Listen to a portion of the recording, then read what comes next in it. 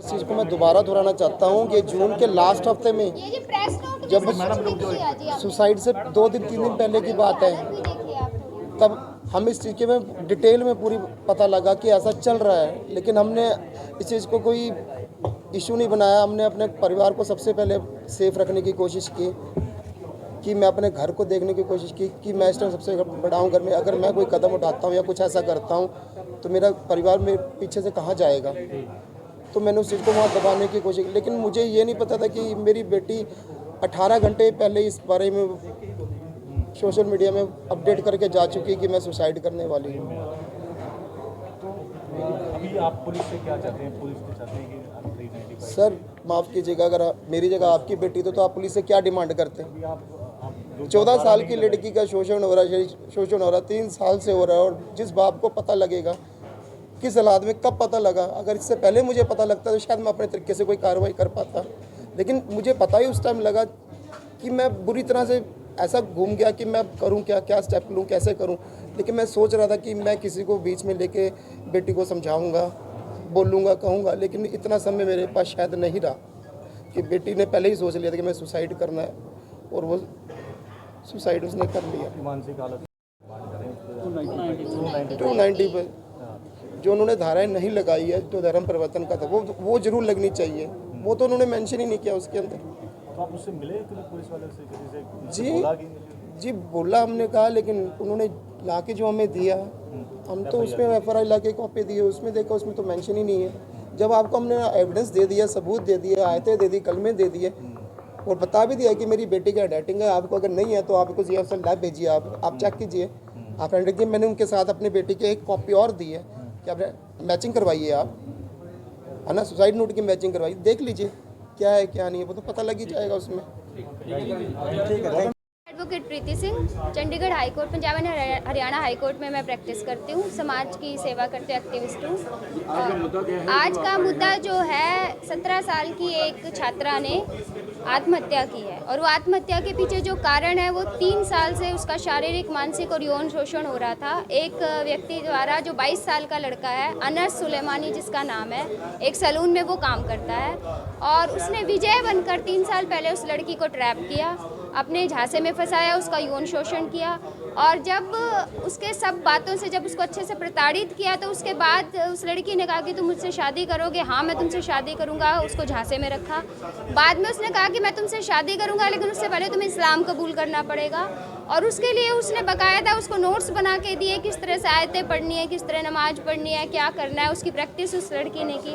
उस पर पूरी तरह से दबाव बनाया, घर से सामान, पैसे, आईफोन इत्यादि लाने के लिए बनाया, मारपीट की और इन सब से परेशान होकर अब उस लड़की ने आत्महत्या कर ली। एक बार बताइएगा, ये जो आपने अभी बात कही कि हमें कोशिश करनी चाहिए, जब छोटी छोटी लड़कियाँ, 14 साल की लड़कियाँ जो स्कूल गोइंग गर्ल्स हैं, वो ऐसे झांसे में अगर फंस जाती है तो कहीं ना कहीं मानसिकता जो है, हमारी कोशिश अपने घर से प्रारंभ होनी चाहिए। हमें अपने घर में अपने बच्चों के साथ बैठकर ये डिस्कस करना चाहिए कि ये समस्या समाज में है, लव जिहाद की समस्या, धर्म परिवर्तन की समस्या है। जब हम इस समस्या को मान लेंगे, हमारे बच्चों को भी पता चलेगा, कुछ तो अवेयरनेस आएगी। इसके अलावा और किस तरीके की कोशिश, जैसे यूपी में हमें देखने को मिलता है? देखिए, प्रशासन से तो हम ये डिमांड करते हैं कि एक तो कानून इसके ऊपर जरूर बनना चाहिए, लव जिहाद के ऊपर सख्त से सख्त कानून हो और धर्मांतरण के कानूनों को और अधिक सख्त किया जाए। जब कार्रवाई होती है तभी लॉ एंड ऑर्डर जो है वो मेंटेन रहता है। जब स्कूल गोइंग लड़कियां मॉल जाती हैं या अपने सिनेमा जाती हैं, पार्कों में लड़कों के साथ घूमने जाती हैं, ऐसे में जो जब मतलब प्राइमरी स्टेज पर ही रोक दिया जाए, यही तो हमें स्कूलों में भी काउंसलिंग की आवश्यकता है। इस तरह आज हम केवल जो पढ़ाई और हर चीज़ पे ध्यान देते हैं, हमें कुछ लेक्चर्स जो है वो इस तरह की काउंसलिंग के, अवेयरनेस के स्कूल में, कॉलेजेस में लगाने की आवश्यकता है। प्रशासन को ये स्टेप लेना चाहिए। ऐसे में आप कुछ प्रशासन से मिलकर, हम राज्यपाल जी से भी मिलेंगे और DGP से भी मिलेंगे, SSP से भी मिलेंगे और बाकी सभी प्रशासनिक अधिकारियों से मिलकर ये मांग अपनी रखेंगे। धन्यवाद। जैसे कि साइबर क्राइम सेल ने 2021 में एक सर्वे किया था, जो लड़के लड़कियां वीडियो कॉल करते हैं, ऐसा उन्हें सर्वे करके। देखिए, ये सब जांच का विषय है, अभी हमारे सामने ऐसी कोई बात आई। धन्यवाद। गुप्ता, भाजपा महिला मोर्चा की स्टेट जनरल सेक्रेटरी। आज ये सुसाइड वाला है या लव जिहाद की बात करते हैं, तो इसके बारे में फिलहाल तो आपके क्या विचार हैं? मैं कह रही कि जो ये चंडीगढ़ शहर में ऐसी हो रही घटना है बहुत निर्दयनीय, बहुत ही दुखद घटना है।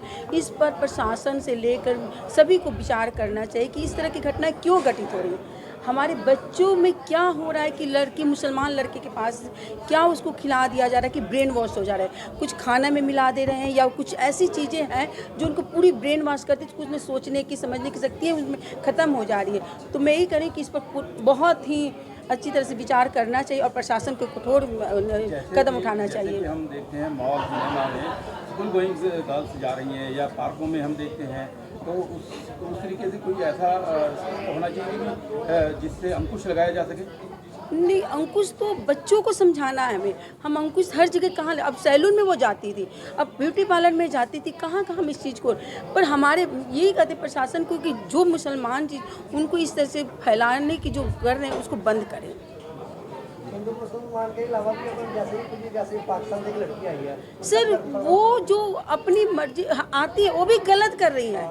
मैं इस विषय पर भी, हाँ जी, वो गलत कर रही है, लेकिन जो इस तरह की घटना, उसने लड़की को पहले तो उसको झांसा में ले लिया, अब उसको पूरा फिजिकल रिलेशन बनाने के बाद उसने उस लड़की को छोड़ कर के बात सुनने में आया किसी और लड़के की मतलब लड़कियों के साथ, तो इसके कारण उन्होंने कठोर कदम उठाए हैं। अब ये जो सुसाइड जब 3 साल से प्लान चल रहा है, 3 साल तक उसका शोषण हो रहा है। सर, उसकी उम्र कितनी थी? 14 इयर्स की उम्र में बच्चे की, जो उसके मैं कुछ बच्चों का स्थिति ऐसे में क्या है और कैसे सुधार सकते हैं? सर, हम तो यही कहते हैं कि बच्चों को हर बात अपने पेरेंट्स को बताएं। अब पेरेंट्स को भी इस तरह से रहना चाहिए कि बच्चों को हमारी दोस्त हूँ और उसकी बहन मान के चलना चाहिए कि बच्चे अपनी बात के दिल की बताएं। आज वो बता रही, अपनी मम्मी पापा को बता रही थी, इस तरह के कांड नहीं होता हमारे शहर में।